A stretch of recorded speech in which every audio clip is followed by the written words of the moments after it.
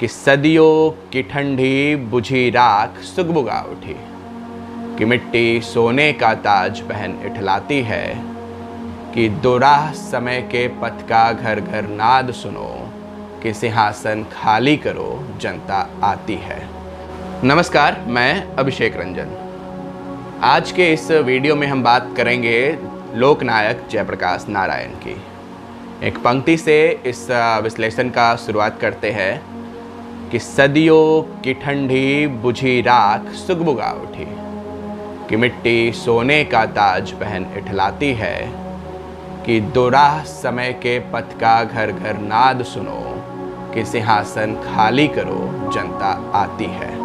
लोकतंत्र में इतने सशक्त बोल के साथ जनता जनार्दन की महत्ता को चरितार्थ करने वाले जयप्रकाश नारायण, जिसे हम जेपी के नाम से भी जानते हैं, उनका जन्म बिहार के ही सारण जिले अंतर्गत सिताब दियारा में हुआ।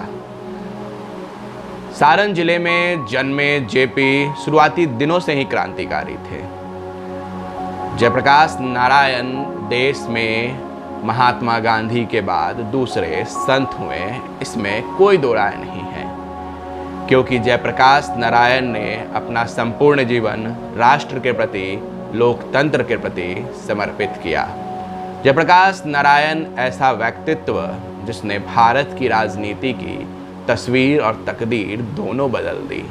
आपातकाल के दौर को तो हम सभी अच्छे से जानते हैं, लेकिन आज इस वीडियो की शुरुआत थोड़ा पीछे से करते हैं, जब जयप्रकाश नारायण कॉलेज के दिनों में हुआ करते थे। कॉलेज के दिनों से ही जयप्रकाश नारायण बहुत ही राष्ट्रवादी थे और अंग्रेजों के विरुद्ध लड़ने के लिए सजग, जागरूक और अग्रसर थे। इस दौरान मौलाना अबुल कलाम आज़ाद के आह्वान पर उन्होंने अंग्रेजी शिक्षा को छोड़ दिया। मौलाना अबुल कलाम आज़ाद ने कहा कि अगर अंग्रेजों से आज़ादी पानी है तो अंग्रेजों द्वारा हमें मानसिक गुलाम बनाने वाली अंग्रेजी शिक्षा से हमें आज़ादी चाहिए। तब जयप्रकाश नारायण ने मौलाना अबुल कलाम आज़ाद की बातों का अनुसरण करते हुए अंग्रेजी शिक्षा को छोड़ दिया और डॉक्टर राजेंद्र प्रसाद द्वारा स्थापित बिहार विद्यापीठ से जुड़ गए। यहाँ से उनके क्रांतिकारी सफ़र की शुरुआत होती है। बाद में जयप्रकाश नारायण विदेश भी जाते हैं पढ़ने के लिए। जयप्रकाश नारायण का विवाह प्रभावती देवी से होता है, जिनके नाम पर पटना में अस्पताल भी है। जयप्रभा अस्पताल एक चर्चित अस्पताल रहा है। प्रभा देवी से विवाह करने के बाद जयप्रकाश नारायण जुड़ जाते हैं सविनय अवज्ञा आंदोलन से। सविनय अवज्ञा आंदोलन में जयप्रकाश नारायण ने बढ़ चढ़कर भूमिका निभाई और उन्हें जेल भी जाना पड़ा। एक वक्त था जब अंग्रेज जयप्रकाश के नाम से चिढ़ते थे। एक वक्त था जब जयप्रकाश के नाम से अंग्रेजों की बेचैनी बढ़ जाती थी, क्योंकि बिहार के इस लाल ने अंग्रेजों के नाक में दम कर दिया था और उन्हें भारत से खदेड़ने के लिए हर संभव प्रयास करने पर उतारू थे।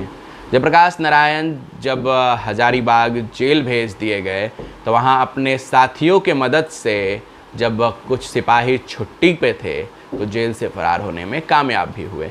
इसके बाद जयप्रकाश नारायण का जो विस्तारित स्वरूप दिखता है, एक बड़ा आंदोलन में उनका चेहरा दिखता है, वो आंदोलन था 1942 का भारत छोड़ो आंदोलन।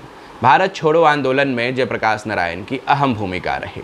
यह भूमिका इतनी अहम थी कि जयप्रकाश नारायण उस वक्त अपने सहयोगियों के साथ इस आंदोलन को मजबूत करने में अहम भूमिका निभा रहे थे और गांधी जी के साथ चलकर भारत को आज़ादी के सपने को सुदृढ़ कर रहे थे।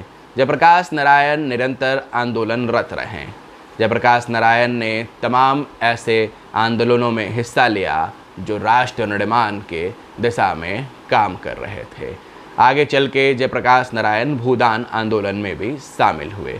लेकिन आज जिस जयप्रकाश नारायण की हम बात करेंगे, जिस जयप्रकाश नारायण की हम चर्चा करेंगे, वो जयप्रकाश नारायण आज़ादी के बाद के जेपी हैं, जिन्होंने लंबी चली आ रही कांग्रेस के राज के खिलाफ बिगुल फूका और फिर भारत में कांग्रेस मुक्त नई सरकार लाई।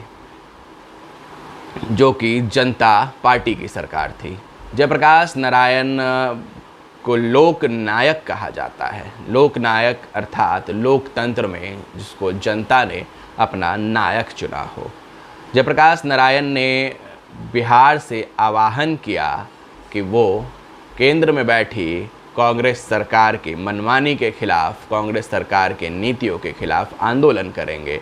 और महात्मा गांधी को जिस प्रकार लोगों ने संत मानते हुए उनका अनुसरण कर उनके पीछे आंदोलन के लिए चल पड़े थे, ठीक उसी प्रकार जयप्रकाश नारायण के आह्वान के बाद पूरा देश जेपी के पीछे चल पड़ा और जेपी ने एक बड़े आंदोलन की नींव रखी।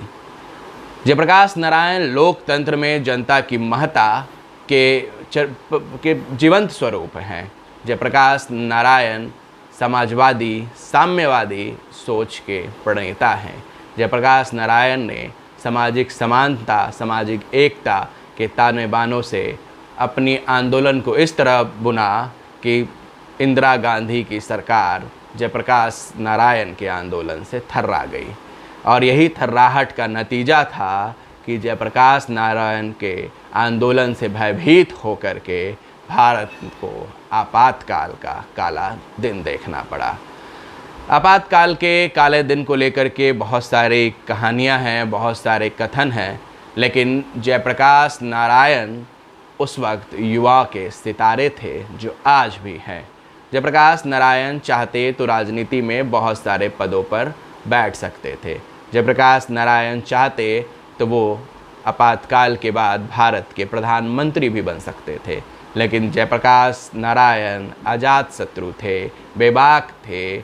उनको परिवारवाद के घोर विरोधी थे। उनको किसी सत्ता से, किसी पद से कोई मोह, कोई लोभ नहीं था। जेपी के नेतृत्व में उनके शिष्यों ने जनता पार्टी की स्थापना करी और 75 के बाद जब दोबारा चुनाव हुआ, आपातकाल के बाद जब देश ने फिर से चुनाव को देखा, तो 1977 में जनता पार्टी की सरकार के साथ आज़ादी के बाद से चली आ रही कांग्रेस पार्टी पराजित हो गई। जयप्रकाश नारायण आंदोलन का पर्याय है। जयप्रकाश नारायण जनता के ताकत का पर्याय है। जयप्रकाश नारायण बिहार के वो लाल हैं जिन्होंने राष्ट्र को लोकतंत्र की महत्ता सिखाई है, जिन्होंने लोकतंत्र में जनता की सर्वप्रियता का उदाहरण दिया है। जयप्रकाश नारायण के नाम से ही पटना के एयरपोर्ट का नाम भी है। पटना के एयरपोर्ट को लोकनायक जयप्रकाश नारायण हवाई अड्डा कहते हैं। वहीं दिल्ली का एक बहुत बड़ा अस्पताल LNJP लोकनायक जयप्रकाश नारायण भी उन्हीं के नाम पे है। बाद में सत्ता ने जयप्रकाश नारायण को भारत के सबसे विशिष्ट सम्मान भारत रत्न से भी सम्मानित किया। भारत रत्न जयप्रकाश नारायण हमारे विचारों में, हमारी प्रेरणा में, लोकतंत्र की ताकत में सदैव अमर रहेंगे।